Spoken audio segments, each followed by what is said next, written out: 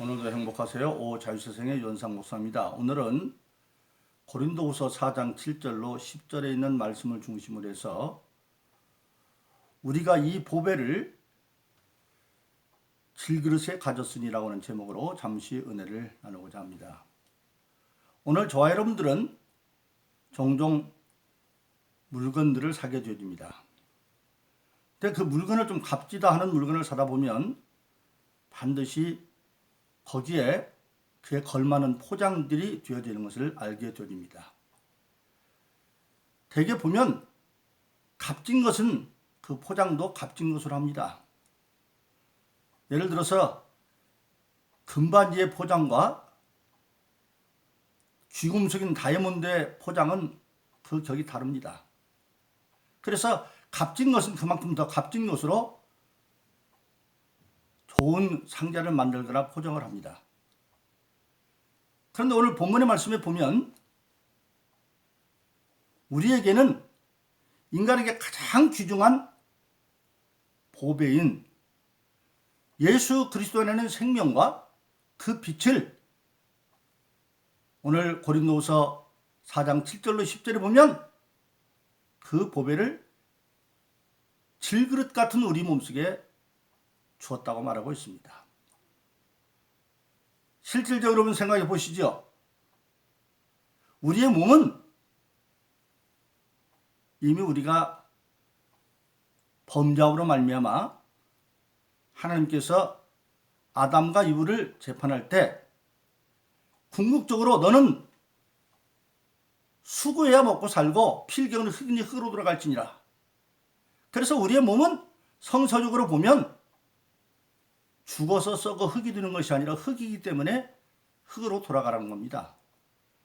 하나님 원래 인간을 만들 때 그 형상을 흙으로 만들고 생명을 넣었기 때문에 범죄함으로 이제는 몸이 흙이 되어서 흙으로 돌아갈지니라 그렇게 말하고 있습니다. 그래서 그런 측면에 보면 저와 여러분들의 모든 몸은 흙으로 만든 질그릇에 불과하고, 그래서 우리가 보면 사람이 허망하게 죽는 경우가 많이 있지 않습니까?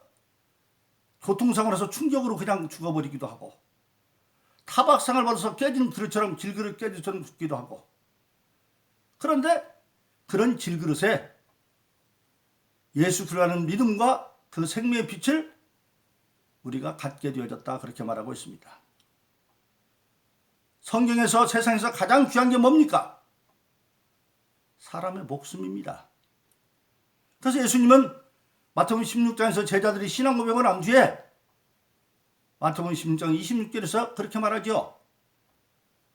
사람이 만일 온천을 얻고도 제 목숨을 잃으면 무엇이 유익하리요?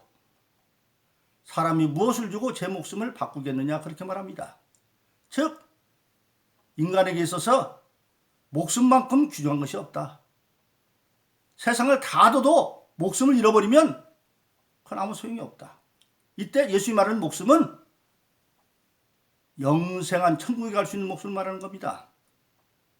그래서 예수님은 그 목숨의 가치를 천국으로 비유할 때에 마태복음 13장 44절로 45절에서는 이렇게 비유하지요.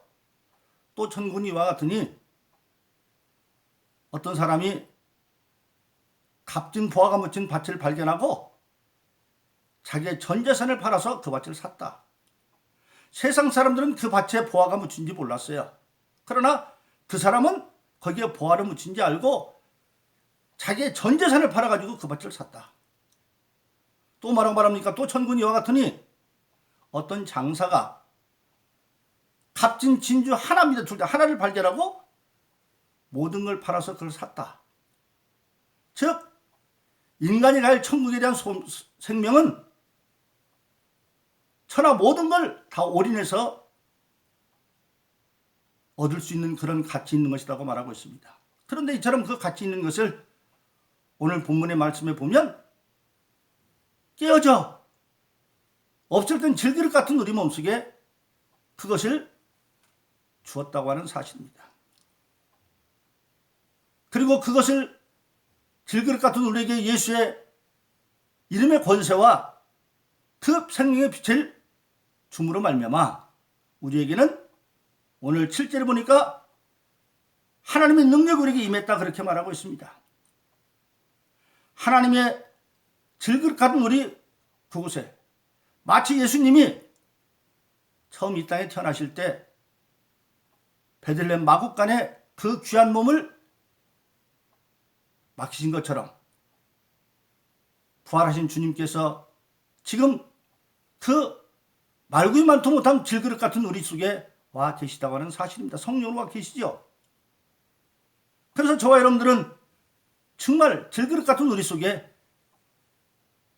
예수님의 주신 생명과 그 빛이 우리에게 주어졌고, 그런 우리에게는 하나님의 능력을 그 질그릇을 주어서 우리가 잘하는 것처럼 요한복음 1장 12절은 우리에게 하나님의 자녀가 되는 권세를 주었다고 말하고 있습니다. 하나님의 자녀들은 권세, 겉으로 보면 질그릇 같지만 우리에게는 하나님의 권세가 있어서, 마치 우리가 춘향전을 보면 아명할 수 있는 이도령이 남한 땅에 갑니다. 겉으로는 거지거지 상거지 모습을 하고 있었지만 그 안에는 임금준 마패가 있습니다. 마패를 내놓고 어사출만 부르면 누구든지 무릎 꿇어야 되는 그 권세가 있듯이 우리에게 하나님의 자녀들은 권세를 주었습니다. 그래서 하나님의 자녀는 권세를 가진 우리는 우리가 살다 보면 오늘 8절로 9절에 보면 수많은 대적도 우겨쌈을 당하는 경우도 있고 또 답답한 일을 당하는 경우도 있고 그리고 온갖 가지 핍박을 당하는 일도 있다는 겁니다. 그러나 결과적으로 어떤 것도 우리를 우겨싸지 못하고 어떤 것도 우리를 낙심시키지 못하고 어떤 것도 우리를 궁극적으로 핍박 가운데 쓰러뜨리게 하지 못하고 궁극은 우리가 다 하나님의 능력으로 이긴다는 겁니다. 마치 뭐와 같습니까? 하나님께서 모세를 그 나이 80살 때 애굽에서 노예에게 시달려 부르짖는 야곱의 후손들인 그들의 부르짖음을 듣고 모세를 불러서 백성의 부르짖음이 하늘에 닿았으니까 네가 가서 그들을 이끌어 네 조상에게 약속한 젖과 꿀이 흐르는 가나안 땅으로 인도되리라고 말을 합니다. 근데 그때 모세가 하나님의 마음에 전 불순종했지만 나중에 결국은 순종하고 그가 애굽에 들어갈 때 그는 아무것도 준비해서 들어가지 않았습니다. 하나님이 함께한다는 그것만 믿고 그가 자기 장인 집에서 양을 치던 그 지팡이 그대로 지팡이만 들고 들어갔습니다. 근데 그 지팡이는 하나님이 함께 역사하는 지팡이가 되어졌기 때문에 사람 보기에는 아무것도 새롭지 않고 그런 양치는 지팡이였지만 그것이 하나님이 함께 해주니까 권능의 지팡이가 되어져서 애굽 땅에서 수많은 이적을 일으킬 때도 그 지팡이로 일으키고 나중에 출애굽하여 홍해를 가를 때에도 그 지팡이로 가르쳐서 하나님 그 지팡이를 통해서 역사하는 것을 우리가 알게 되어지는 것입니다. 바로 그렇습니다. 그래서 저와 여러분들은 하나님의 은혜가 임하지 않았으면 질그처럼 깨어져서 흙으로 돌아갈 수밖에 없고 육신이 깨어지는 순간에 우리의 영혼은 예수로 말미암아 구원받지 못한 영혼은 결국 과정을 거쳐서 나중에 죽지 않은 몸으로 부활해서 영원한 고통의 현장인 지옥에 갈 수밖에 없지만 그러나 하나님께서 예수를 땅에 보내셔서 예수 그리스도 안에는 생명과 그 빛을 우리 안에 주심으로 말미암아 우리는 어떤 세상의 악한 세력도 우겨쌈 당하지도 아니하고 궁극적으로는 핍박도 이기고 낙심하지 아니해서 예수 이름으로 승리할 수 있는 길을 우리에게 열어주었다고 하는 사실입니다. 그래서 성경은 우리에게 말합니다. 마치 창세기 28장 15절에 보면 야곱이 야비하게 자기 형 에서의 장자권을 에서가 사냥 갔다가 배고플 때를 이용해서 주강물에서 팔았죠. 샀죠. 에서는 하나님을 만으로 여겨서 장자권을 쉽게 파는 에서도 잘못이지만 야비하게 그렇게 팥죽 한 그릇에 장자권을 산 야곱이 자기 형이 자기를 죽일 것 같은 두려움 때문에 이제는 멀리 자기 외삼촌 집으로 도망가고 있는 중입니다.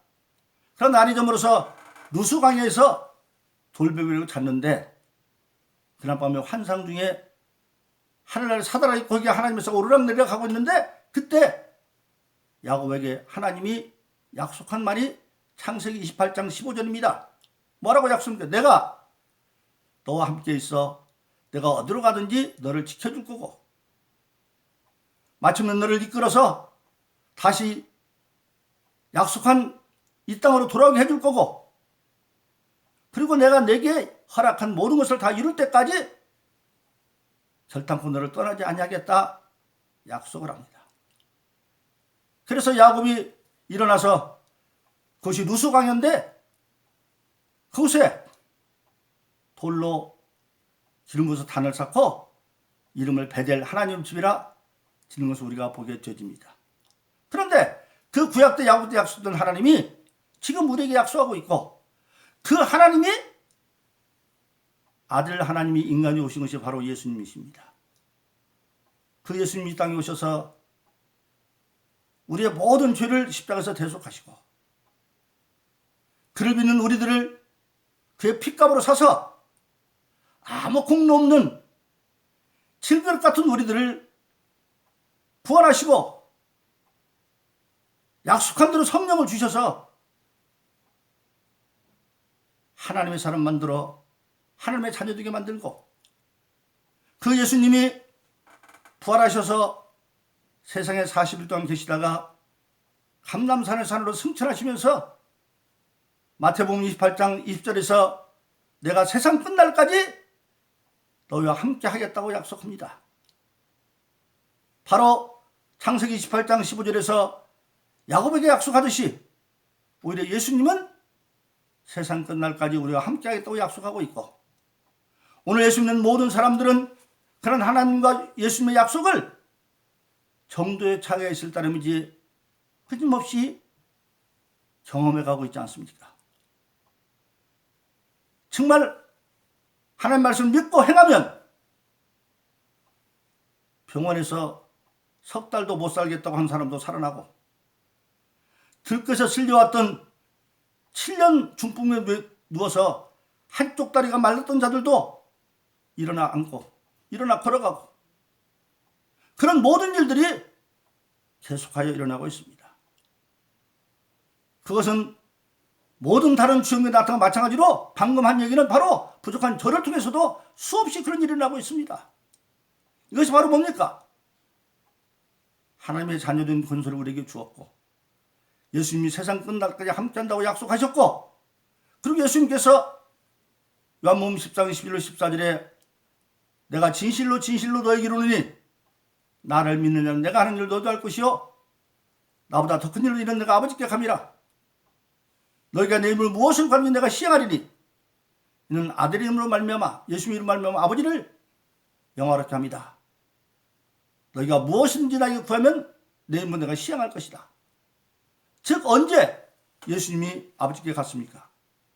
부활하셔서 아버지께 가셔서 약속한 성령을 오순절 마가다락으로 보내주었고 그때부터 성령신 교회시대가 시작이 되어졌고 교회시대가 시작되어지면 바로 그런 일들이 이루어진다고 말씀하고 있는 겁니다.